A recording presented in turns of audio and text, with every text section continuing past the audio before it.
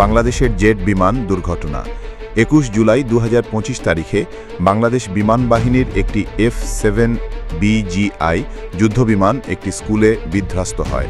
এই ঘটনাটি ঘটে যখন বিমানটি একটি নিয়মিত প্রশিক্ষণ ফ্লাইটের সময় ঢাকার BAA বিমান ঘাঁটি থেকে উড্ডয়ন করে।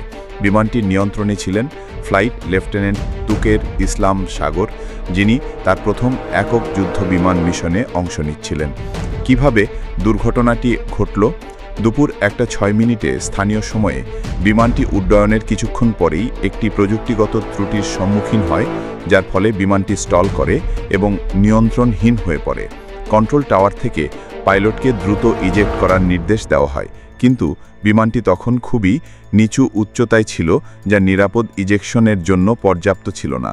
পাইলট সাগর বিমানটির নিয়ন্ত্রণ ফিরিয়ে আনার চেষ্টা করেন এবং জনবহুল এলাকা এড়িয়ে খোলা জায়গার দিকে বিমানটি পরিচালনার চেষ্টা করেন, কিন্তু সময় ও উচ্চতার অভাবে তিনি সফল হননি। দুপুর 1:10 থেকে 1:15 মধ্যে বিমানটি ঢাকার আতুর এলাকার মাইলস্টোন স্কুল অ্যান্ড কলেজের প্রধান গেটের কাছে বিধ্বস্ত হয়। এটি একটি দোতলা ভবনের পাশে আঘাত করে যখন ক্লাস চলছিল এবং শতাধিক শিক্ষার্থী ভবনের ভেতরে ছিল।